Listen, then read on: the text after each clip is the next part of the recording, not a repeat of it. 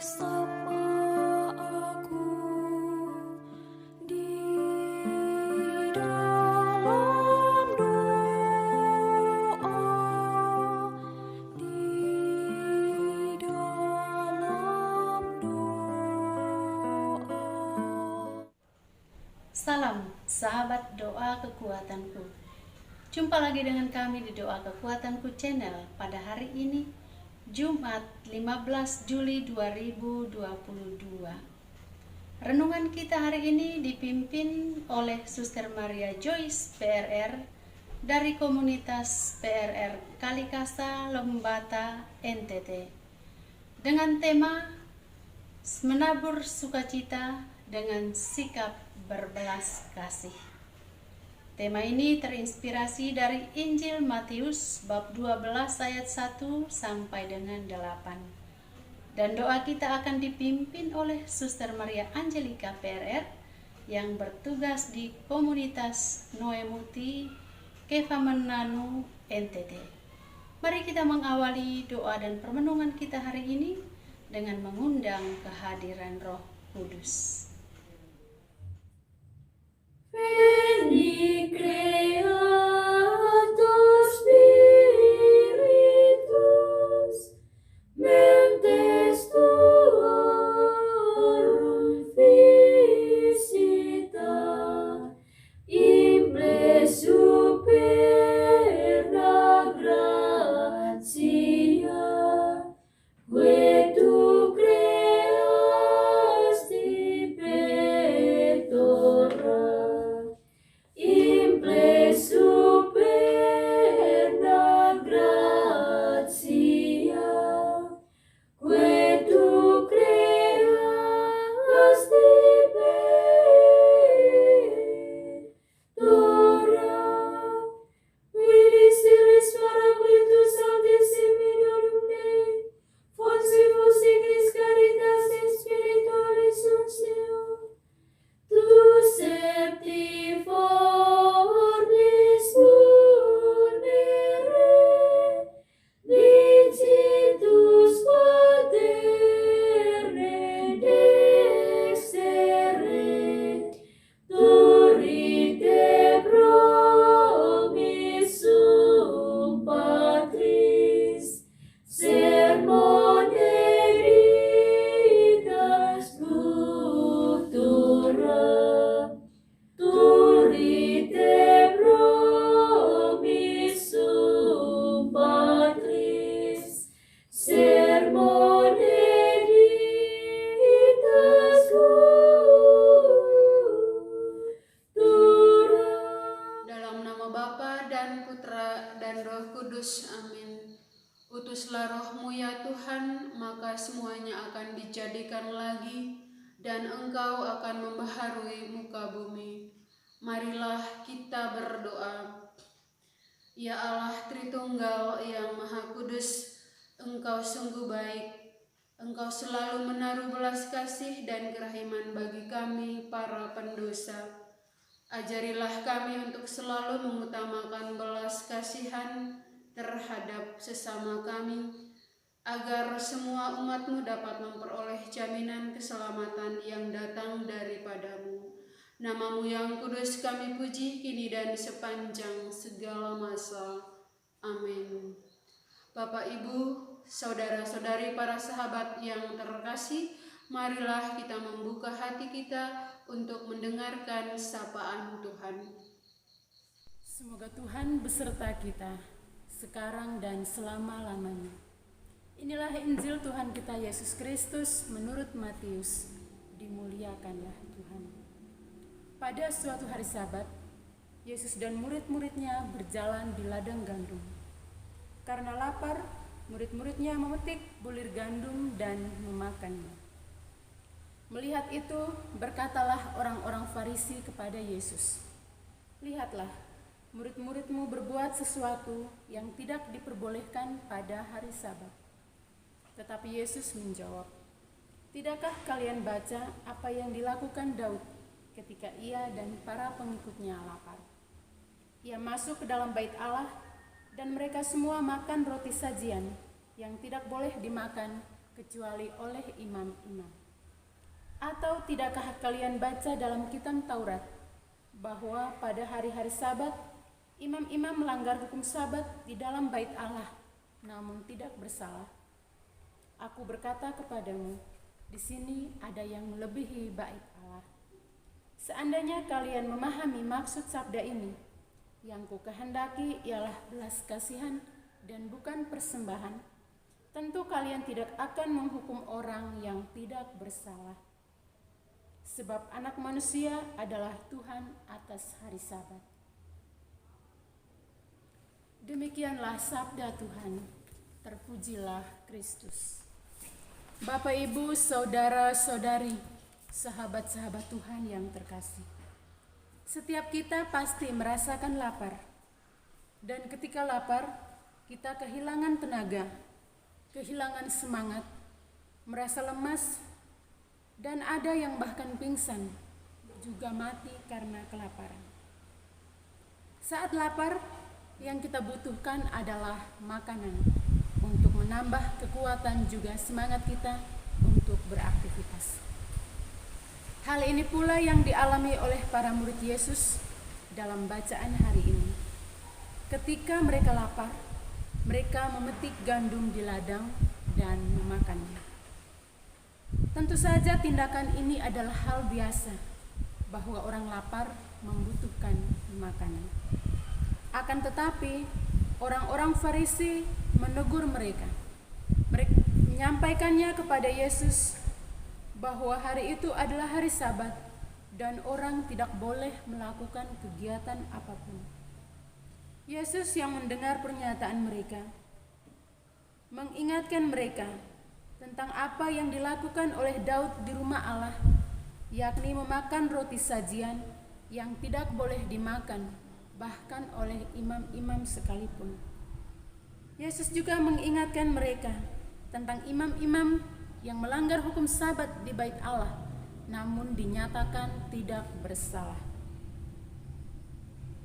Yesus menekankan agar mereka memahami bahwa yang terpenting dan terutama ialah belas kasih. Jikalau mereka mengerti bahwa yang terutama ialah belas kasih, tentu tidak ada hukuman bagi orang yang bersalah. Bapak, Ibu, saudara-saudari yang terkasih, pesan Tuhan Yesus hari ini mengingatkan kita pada sebuah cerita tentang seorang nenek dan seorang hakim yang berhati mulia. Seorang nenek ini kedapatan mencuri singkong karena mereka sekeluarga ketiadaan bahan makanan dan mereka lapar. Nenek itu kemudian dituntut membayar denda sejumlah 1 juta rupiah, dan jika tidak mampu, maka ia akan dipenjara selama 2,5 tahun. Untungnya, ada seorang hakim yang berhati mulia. Ia tetap mendenda nenek tersebut sesuai dengan hukum yang berlaku, tapi juga ia melakukan sebuah perbuatan yang mulia. Ia memasukkan uang sejumlah 1 rupiah ke dalam topi toganya, lalu juga mendenda semua orang yang hadir sejumlah 50.000 rupiah per orang karena mereka telah membiarkan seorang kelaparan hingga harus mencuri untuk mendapatkan makanan. Akhir cerita, nenek tersebut berhasil membayar dendanya sejumlah 1 juta rupiah dari uang hakim yang berhati mulia ini. Juga nenek tersebut mengantongi 3,5 juta rupiah untuk biaya hidup selanjutnya. Bapak, Ibu, saudara-saudari yang terkasih, yang Tuhan inginkan ialah hati yang berbelas kasih dan juga perbuatan kasih. Untuk itu orang harus memiliki hati yang memahami.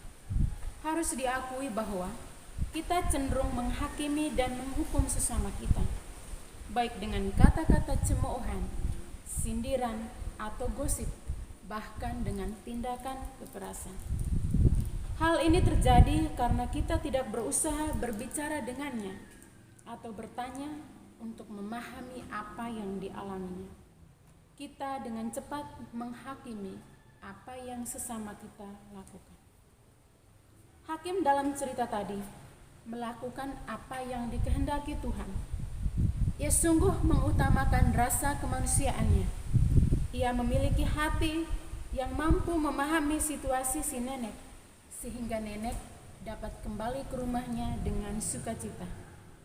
Dan hal seperti inilah yang dikehendaki oleh Tuhan kita Yesus Kristus, agar kita memiliki kebesaran hati untuk memahami dan menaruh kasih terhadap sesama. Semoga Tuhan memampukan kita untuk memiliki hati yang demikian. Amin. Bapak Ibu, para sahabat yang terkasih, marilah kita menyampaikan doa-doa permohonan kita. Bagi para pendidik, semoga Engkau memberikan semangat rela berkorban kepada para pendidik, agar dengan penuh tanggung jawab menunaikan tugas mereka, dan berkatilah usaha mereka dalam mendidik anak-anak. Marilah kita mohon, kabulkanlah doa kami ya Tuhan. Bagi anak-anak jalanan dan pengemis, semoga mereka mendapat uluran tangan Tuhan dari semua orang yang berkehendak baik dan selalu bersyukur atas apa yang mereka peroleh. Marilah kita mohon, kabulkanlah doa kami ya Tuhan. Bagi orang yang melakukan perjalanan baik di darat, laut maupun udara, semoga Tuhan menyertai mereka dan memberikan perjalanan yang aman dan selamat hingga sampai di tempat tujuan mereka. Marilah kita mohon, kabulkanlah doa kami ya Tuhan. Bagi orang-orang sakit, semoga mereka memperoleh kekuatan dan kerelaan untuk menanggung penderitaan sakit mereka bersama dengan penderitaan Kristus di kayu salib. Marilah kita mohon, kabulkanlah doa kami ya Tuhan. Mari kita hening sejenak menyampaikan doa-doa permohonan kita secara pribadi.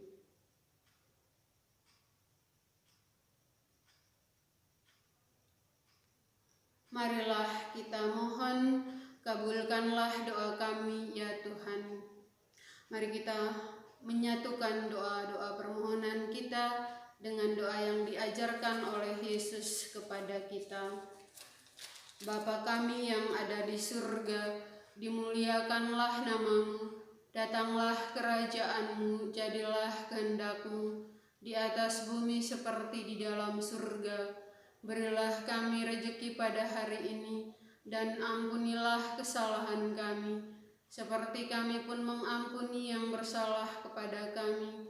Dan janganlah masukkan kami ke dalam pencobaan, tetapi bebaskanlah kami dari yang jahat. Amin.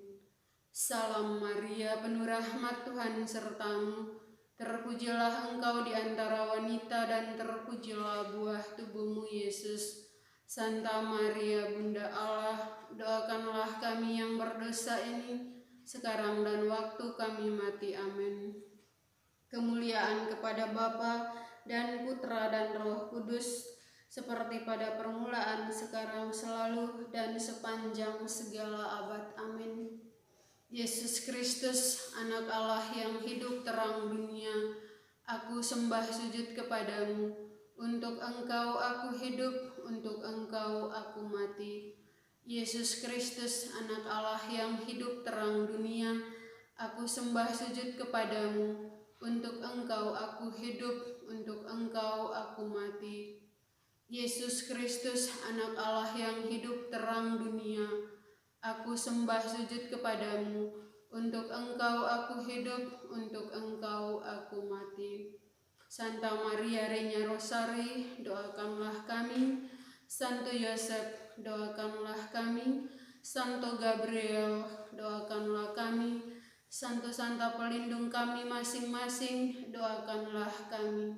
Terpujilah nama Yesus, Bunda Maria, dan Santo Yosef, sekarang dan selama-lamanya. Dalam nama Bapa dan Putra dan Roh Kudus. Amin. Terima kasih Bapak Ibu para sahabat yang terkasih telah hadir bersama dengan kami dalam doa dan permenungan kita hari ini. Kami mengundang Bapak Ibu sekalian untuk hadir lagi dalam doa dan permenungan kita pada hari berikutnya. Kami selalu hadir menyapa setiap hati.